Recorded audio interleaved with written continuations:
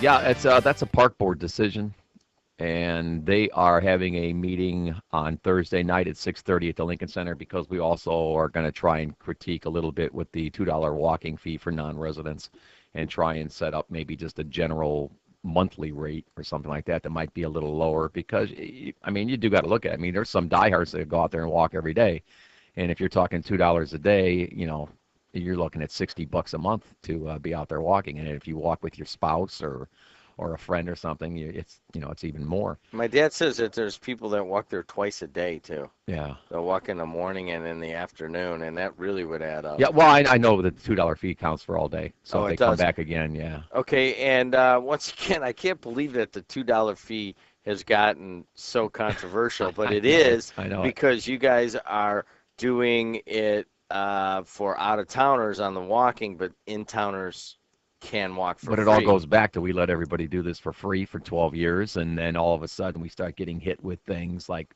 I think 7 or 8 years ago is when the tax cap, the 3-2-1 plan came into effect and all that, and we started getting less money, and pretty soon it gets to the point we just can't survive unless we start, charging a little bit. But who's to your right here? Oh, yeah, I didn't mean to cut you off. I am cutting you off. Who's to your right here? Because we're running. I have Amanda Maroney. Hi, Amanda. Over here, who's basically our, what is your job title at the Humane Society? I am the special events coordinator with the Humane Society.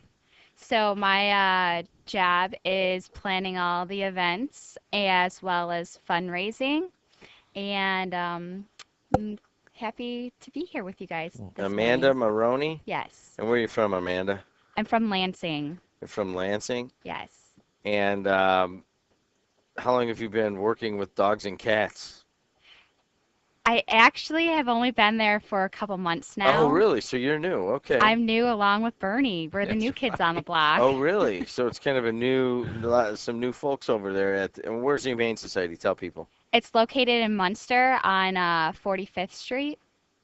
Not too far from the Times? Yeah, exactly. That's the way I tell everybody. Yeah, it's just right where the Times is just at. right down, just to the west of the Times. Yes. Everybody knows where that big building is. Let's take one more phone call on what we were talking about, and then we'll talk about the Humane. Hey, you're on the air.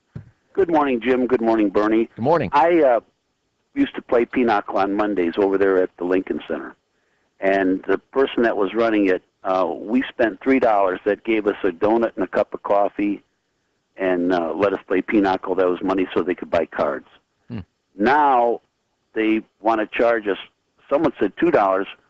One of the guys that was sponsoring it, Al, said it was $80 a day for the room. Now, when you start putting that on senior citizens, so I'm kind of investigating around. I talked to the manager at Myers, who was very, very nice. I said, you got all this room over here. I says, nobody's using it. How would you like to let the seniors come over here and play pinochle?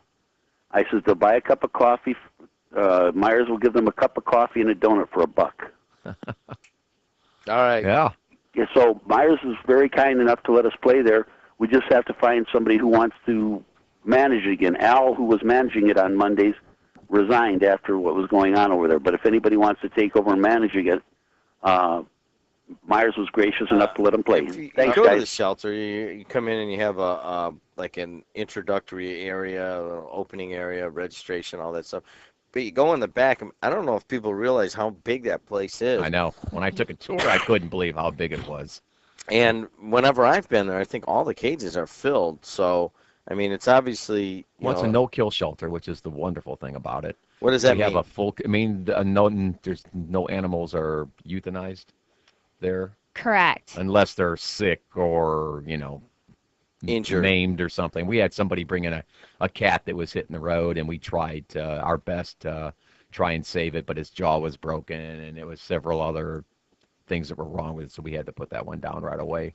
But as far as people dropping off animals there, we do everything in the world to get them adopted, and they basically have a place to live for the rest of their lives. And I can't believe how nice they got it there. We have volunteers that come in constantly all day long.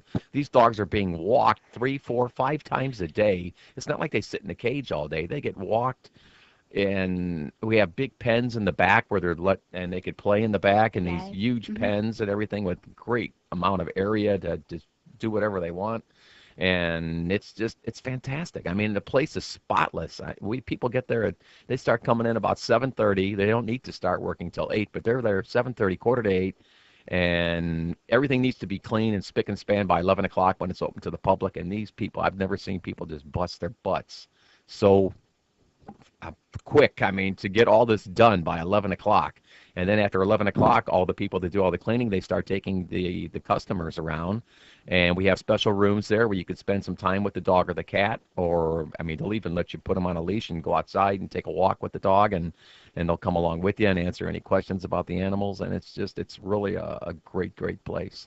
Have you, in terms of adoptions, have you been, I know you're brand new there, but you've seen some, I mean. Oh, yes, we have Kathy is in charge of the adoptions there, and she just does a wonderful job. And I'll tell you, she really does her homework as far as finding the right person, the right family for the dog or the cat that's adopted. Sometimes we'll have 5, 6, 7 adoptions on an animal, and she'll check them all out and make sure that, she'll make the call on who she thinks it would get along with. I mean, a lot of times, especially when you get say a lab or something like that, they're the popular breeds.